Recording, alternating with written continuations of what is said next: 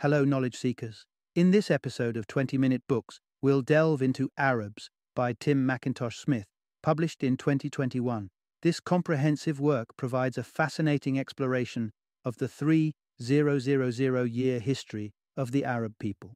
It's a thorough examination of the conceptual origins and evolution of the Arab identity, as well as a contemplation of the dynamics that have historically divided and defined them. Tim Mackintosh-Smith, an author with a profound connection to the region, brings his unique insights to the forefront as someone who has resided for over 3 decades in Sana'a, the capital of Yemen. Mackintosh-Smith is renowned for his captivating histories and travelogues that vividly capture the essence of the Arab world. His literary prowess has been recognized on a global scale. In 2011, he was lauded by Newsweek magazine as one of the 12 finest travel writers of the past 100 years. Arabs is a book that appeals to a diverse audience. It is perfect for those who revel in enthralling narratives, individuals captivated by intricate transnational histories, and news enthusiasts seeking a deeper understanding of current events. Immerse yourself in this episode as we take you through a journey of discovery about a culture and people that have profoundly shaped our past and continue to influence our present.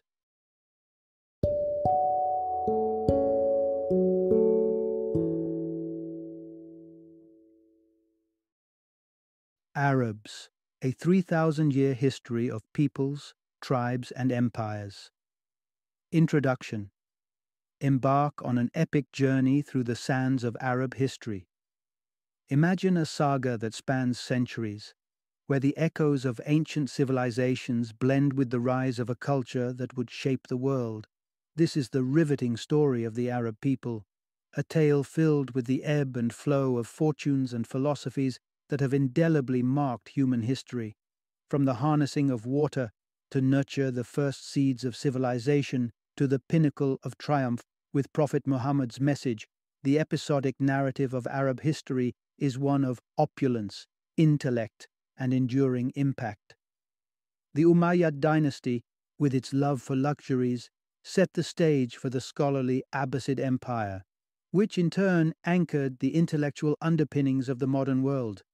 Betrayals that have withstood the test of time clash with the indomitable force of the Mongol horsemen, proving that Arab history is not just a matter of the past.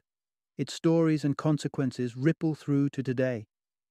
While political unity may have eluded the Arab world since the 7th century, the cultural and intellectual threads bind this diverse region into a rich tapestry that continues to influence societies far and wide. Within this narrative, you'll discover how the sartorial elegance of Arab kaftans found admirers in Tang dynasty China, uncovering the origins of the English word algebra, a testament to the scholarly gifts of Arab thinkers. Furthermore, you'll learn about the astonishing influence of Arabic on the Indonesian language, with a staggering 3,000 loanwords attesting to the depth and breadth of Arab cultural diffusion. This expansive history is more than a timeline. It's a chronicle of characters, conquests, and connections that have shaped not just a region, but the entire globe. Part 1. Tracing the Ancient Arab Legacy: Water, Trade, and the Art of War. In the vast stretches of the Arabian Peninsula, a land of extreme climates and dramatic landscapes, the early Arabs carved a life defined by 3 elemental forces: the quest for water, the art of trade, and the strategy of war. Within this harsh environment, 3 distinct zones emerged: the rocky northwest, the sands of the central plateau, and the fertile south. Each played a pivotal role in shaping the lives of its inhabitants. Water was the elixir that dictated survival in this arid land, leading to contrasting adaptations. In the lush south, communities harnessed the skies, capturing rainwater through grand agricultural infrastructures that seeded the beginnings of organized political life. Contrastingly, in the harsher realms, people roamed as nomads, their lives a perpetual journey from one water source to another. These itinerant tribes, the ancestral Arabs, became synonymous with a certain untamed freedom that has steadfastly remained a defining trait of Arab culture. As time unfolded, the settled agricultural communities of the south and the roaming tribes of the wider peninsula began to converge through the nexus of trade. Around the 1st century BCE, the southern Arabs commenced caravans, transporting frankincense and precious goods over challenging terrain, with camels enduringly shouldering the weight of commerce. Trade, however, wasn't just a passage of goods, but also of culture, and poetry became the medium through which early Arabs recorded their histories, expressed their spirituality, and communicated over distances as the spoken word journeyed with traders. The earliest mention of these Arab tribes appears in Assyrian annals, which describe a battle in 853 BCE against Arab coalitions and their camel squads. For their neighbors, Assyrians, Babylonians, and later Persians, the Arabs were often seen as a thorn in the side, disrupting commercial routes and acting as formidable raiders. When the Arab tribes swapped camels for horses, their military prowess surged. With the addition of saddles and stirrups, they transformed into a daunting force, agile and swift on the battlefield. Yet despite their emerging strength, the Arabs did not see themselves as a unified people, but rather as a constellation of tribes with different allegiances. However, external pressures would catalyze a sense of unity among them. With the Romans pressing from the west and the Persians from the east, the Arabs were treated collectively by these formidable adversaries. This external perception gradually infused their own identity, and disparate tribes started to view themselves as part of a broader Arab narrative. Part 2, From Fragmentation to Unity: The Cultural and Ideological Metamorphosis of the Arabs. As the 1st century CE brought turmoil to southern Arabia, marked by bureaucratic disarray and looming threats from African realms across the Red Sea, the region witnessed the unraveling of its established order. Tribes migrated northward in search of greener pastures, and among them, two prominent families emerged as power brokers: the Ghassanids, aligning with the Byzantine Empire, and the Lakhmids, siding with the Persians. They were client states, with roving courts of opulence that mirrored the impermanent nature of their existence, constantly skirmishing as proxies for their imperial sponsors.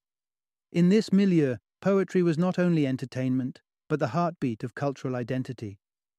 By the 6th century, Arabic poetry scaled artistic summits, crafting a linguistic and cultural cohesion that would lay the foundation for the monumental rise of Islam and the crystallization of the Arab identity. Hand in hand with this cultural vibrancy came notable strides in warfare. With advancements in military technology, the once sporadic tribal clashes escalated into fierce confrontations. There was no central religion to unite them, but a potent ethical code prevailed, extolling virtues like generosity, hospitality, valor, and familial loyalty, timeless values that remain cornerstones of Arab communities today. The Ghassanids and Lakhmids gradually shifted from allies to adversaries of their imperial patrons. Their loyalty turned into defiance. In 602, an amalgamation of Arab tribes triumphed over the Persians at Duqar, a watershed moment, signaling a nascent, albeit temporary, unity among the Arabs. It was against this backdrop that a figure of profound significance entered the annals of history: Muhammad, a member of the influential Quraysh clan of the trade hub Mecca. The 7th century saw Mecca's elite engage in reflective retreats to the mountains, a custom that would prove consequential. During one such sojourn, Muhammad experienced revelations that would eventually become the Quran, laying the tenets of Islam. The religion revered Allah not merely as a supreme deity among many, but as the sole God. The poetic cadence of the Quran, combined with Muhammad's innate charisma, captivated a small, yet swiftly expanding circle of devout followers in Mecca. Nevertheless, Islam's ascendancy was not without its detractors, and the new faith faced resistance within the bustling city. Part 3: Muhammad's leadership and the Quran's message unite the Arab world. To the elite of Mecca, Muhammad represented a formidable disruptor. His teachings threatened their cherished pagan customs and, crucially, the commercial interests that sustained their luxury. Sensing the increasing hostility, Muhammad opted for a transformative course. In 622, he and his loyal following embarked on the Hijrah, a pivotal migration to Medina, a city with familial ties to Muhammad's ancestry. The move to Medina marked a turning point.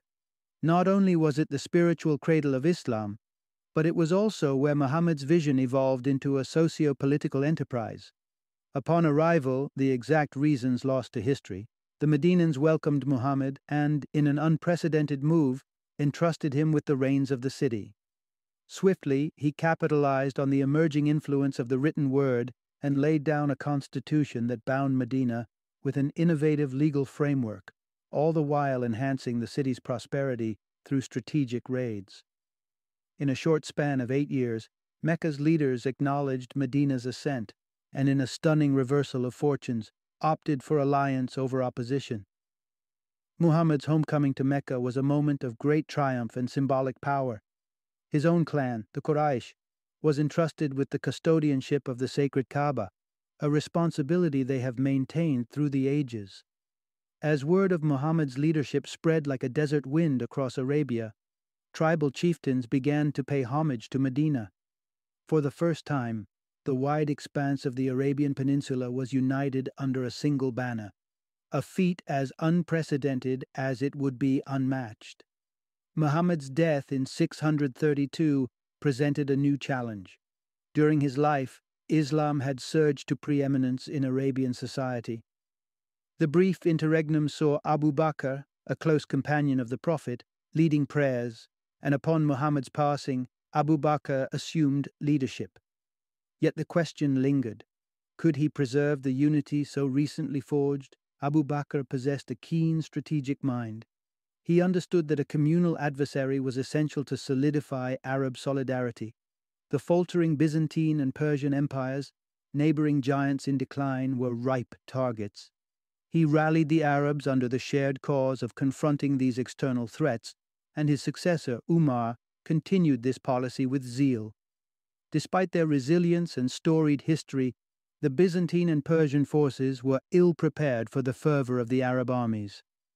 Driven by the stark choice between expansion or disintegration, the Arabs achieved the unthinkable. They vanquished both empires, nearly concurrently, with their skilled archers playing a crucial role. Suddenly the Arabs found themselves at a historical juncture, masters of possibilities that stretched as far as the horizon. Part 4. From Global Conquest to Internal Discord, the Arab World's Transformative Years. With the fall of the Byzantine and Persian empires, a new era dawned for the Arab armies. They charged forth with an unprecedented velocity within mere generations, laying claim to a realm that stretched from the shores of Portugal to the steppes of Tajikistan and from the desert sands of Aden to the mountains of Azerbaijan.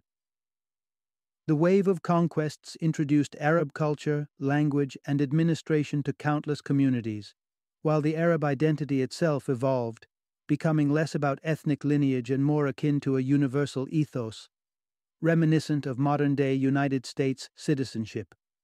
Yet, amid this spectacular expanse, all was not well in the heartland.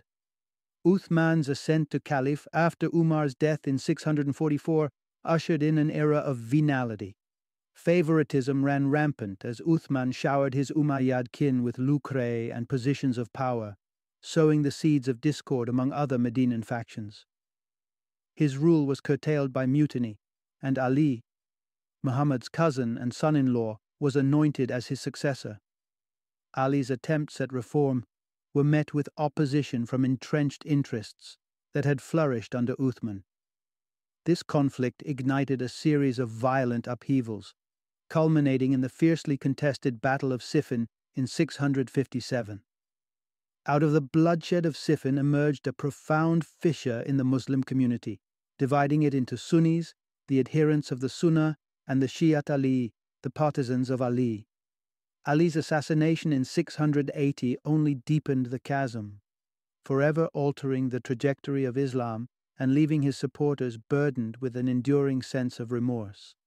As the smoke cleared from this civil strife, the Umayyads, Uthman's tribe, seized control with Muawiyah at the helm, establishing the dynasty that would relocate the epicenter of power to Damascus. The Umayyad era, while pivotal in Islamic history, ironically echoed the last glimmers of pre-Islamic rule, with caliphs indulging in wine and opulence, contrary to the puritanical image of Islam. Under the Umayyads, Arab culture bloomed in the realms of architecture and the arts. The Umayyad Mosque, a jewel in Damascus, stood as a testament to this golden age, marrying intricate mosaics and masterful woodwork. Arabic became the administrative lingua franca, with bureaucracy, coinage, and script uniting diverse subjects under an Arab national identity. Yet, along with beauty and bureaucracy, brutality was not uncommon. The Umayyads quashed insurrections with a merciless hand, evidenced by the slaughter of thousands in one Iraqi revolt. Nonetheless, the tides of discontent could not be perpetually stemmed. A rebellion was brewing on the horizon, one that would irreversibly transform the power dynamics of the Arab world. Part 5. The Abbasid Caliphate, shifting the locus of intellectual and cultural renaissance to Baghdad. The downfall of the Umayyad dynasty was orchestrated by the sons of Abbas, uncle to the Prophet Muhammad. The Abbasid clan capitalized on the widespread dismay with Umayyad governance, rallying a diverse spectrum of the disgruntled, from the Persian underclass to devout Muslims who disdained the decadence of Umayyad rulers. With relative ease, the Abbasid forces dispatched the demoralized Umayyad army, whose gripes included unpaid wages. This victory propelled the epicenter of Arab power and the caliphate's mantle from Damascus to the burgeoning city of Baghdad. In contrast to their Umayyad predecessors, the Abbasids exhibited a dynamic style of rule. Although their tangible empire eventually receded, the caliph's symbolic authority endured, tenaciously maintained for almost 8 centuries. Under Abbasid stewardship, Baghdad burgeoned into a beacon of sophistication, attracting intellectuals and artists to its environs.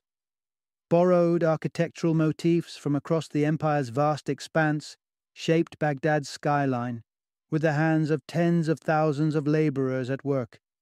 The empire's pulse quickened as innovations in communication and logistics ensured that information and wealth flowed into the capital with growing efficiency. One could now traverse over 1,200 kilometers from Central Asia to Baghdad in a mere 12 days. The Abbasids oversaw not only cultural but also scientific and religious renaissances.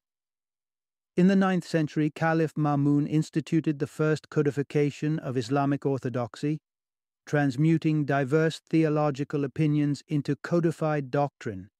His fascination with the sciences, geography, mathematics, and astronomy, seeded the growth of knowledge, bestowing upon the English language words like algebra, algorithm, and others rooted in this period's prolific scholarship. The Arab avant-garde sensibilities quickly became the vogue in other metropolitan centers. Illustrative of this trend is the Byzantine emperor's Baghdad-inspired palace on the Bosphorus shores, and the Tang dynasty elite in Guangzhou, donning Arab haute couture with kaftans and turbans. However, as time progressed, Arab identity was witnessing a metamorphosis, increasingly removed from its nomadic origins. Of the 37 Abbasid caliphs reigning over half a millennium, a mere 3 were sons of free-born Arab mothers.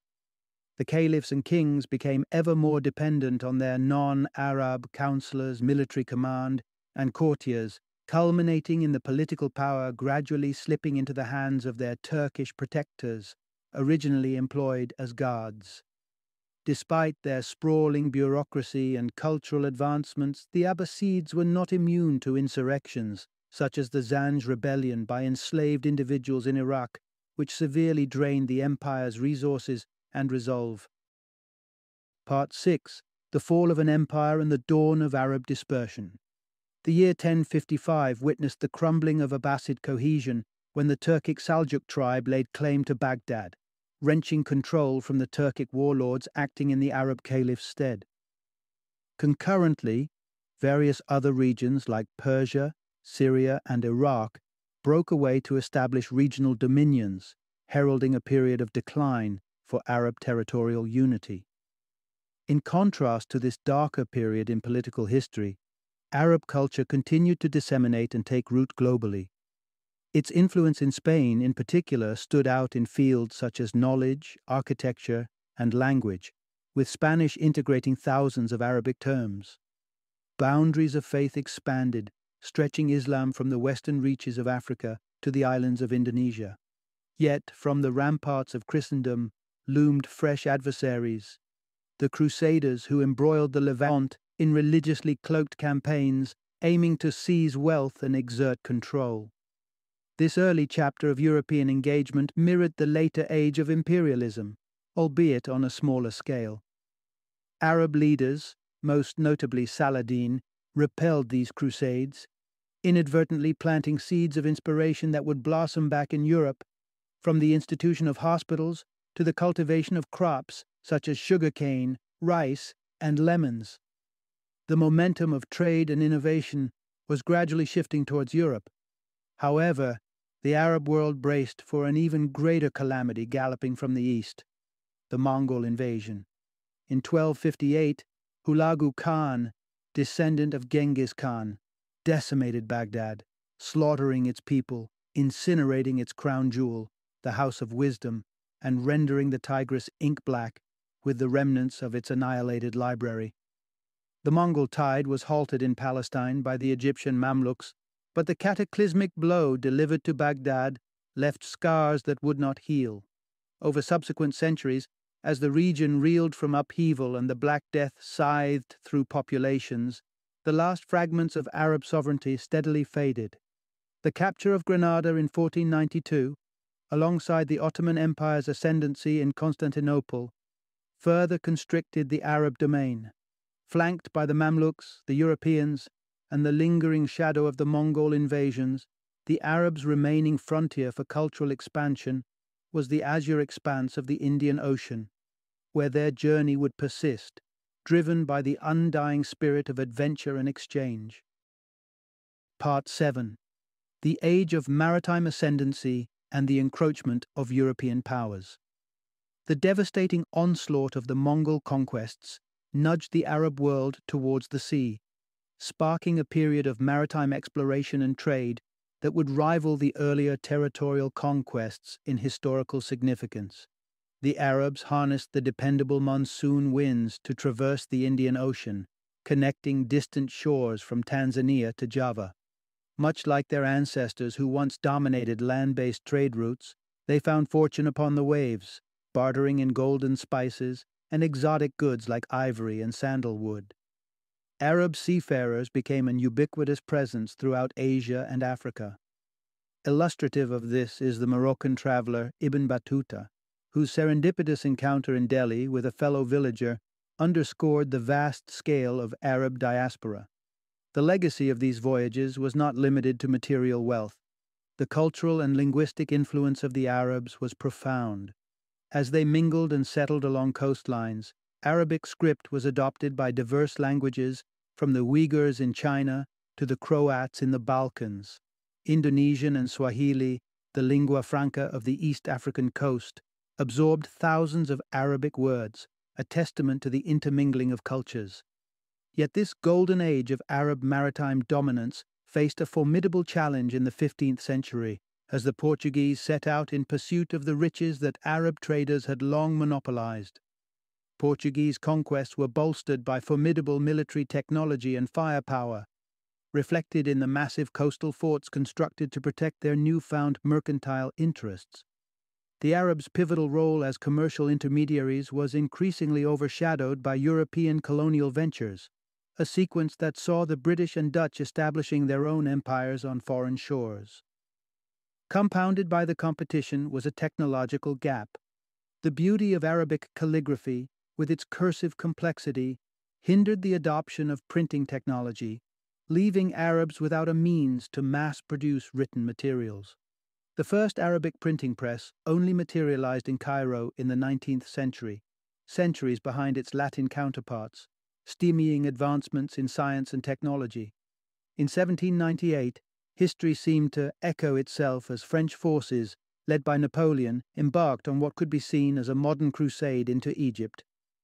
Although their occupation was brief, their legacy was enduring. They introduced innovations like the wheelbarrow, a revamped court system, and the novel concept of printed propaganda.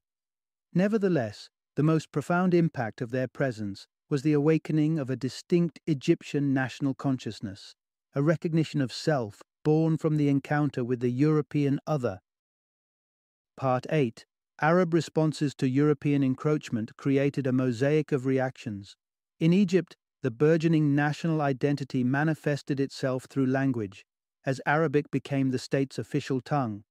Concurrently, Egyptians embraced numerous European innovations, showcasing an ability to retain their cultural essence while capitalizing on foreign advancements. This cross-cultural assimilation was epitomized by the construction of the Suez Canal, a monumental enterprise that linked the Mediterranean to the Indian Ocean via Egypt, altering global trade dynamics.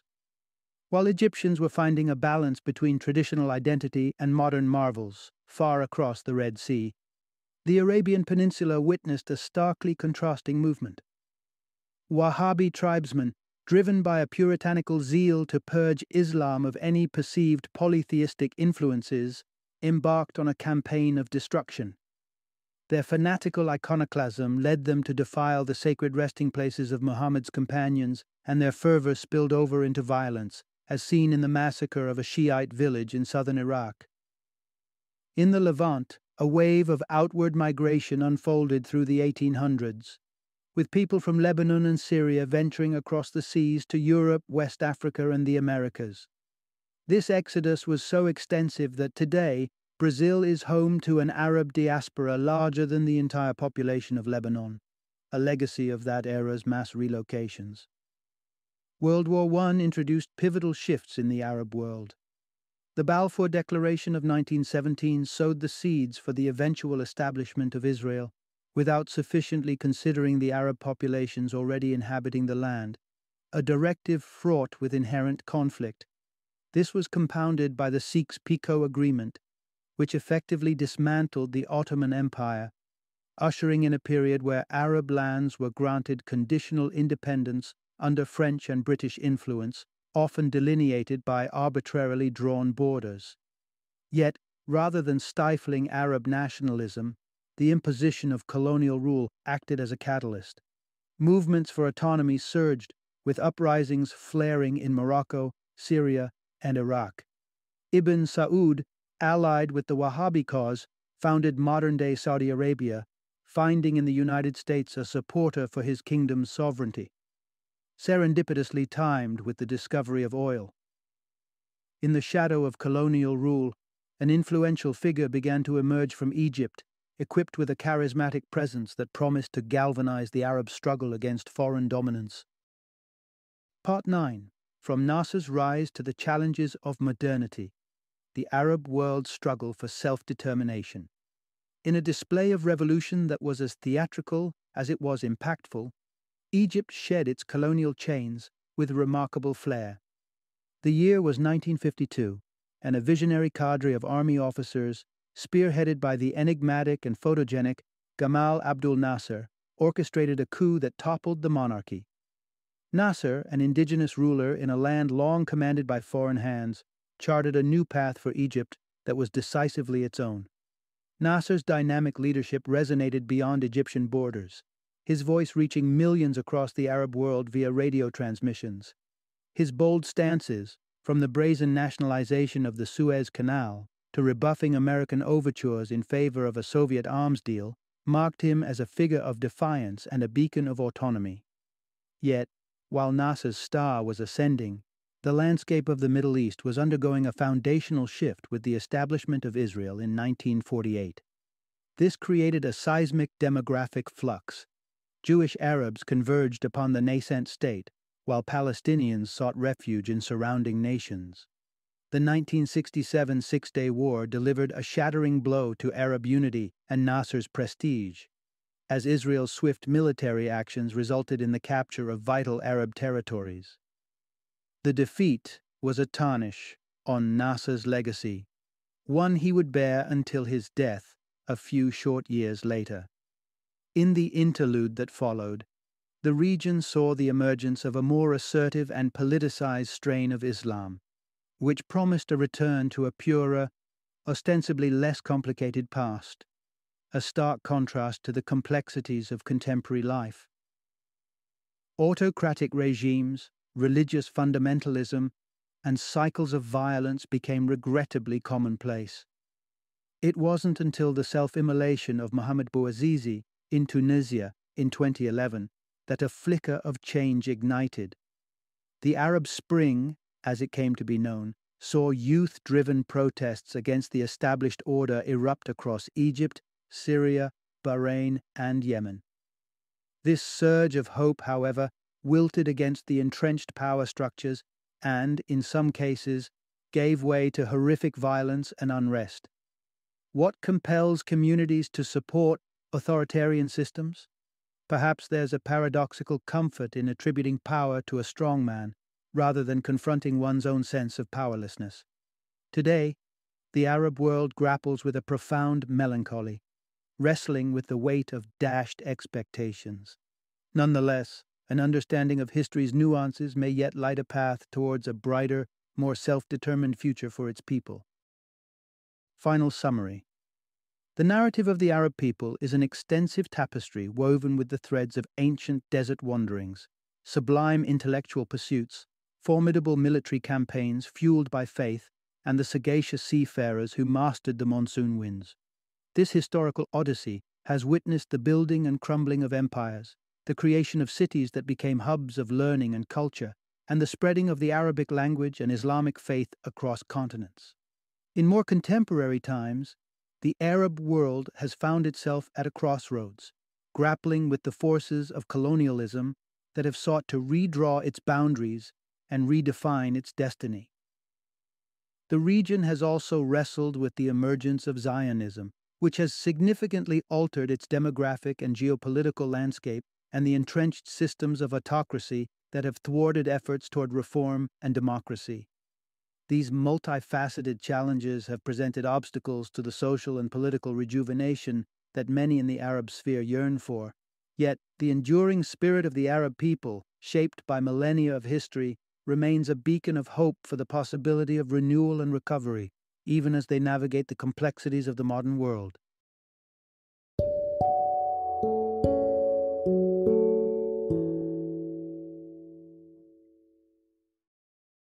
Thank you for joining me today on this journey of learning and discovery as we explored the insights of another thought-provoking book in our growing library of knowledge. If you've enjoyed our time together, please take a moment to follow our podcast, give us a 5-star rating, and share 20-minute books with other knowledge seekers. Your support truly means a lot. Don't forget to join me again in the next episode, where we will delve into another enriching book. Until then, happy reading and happy listening.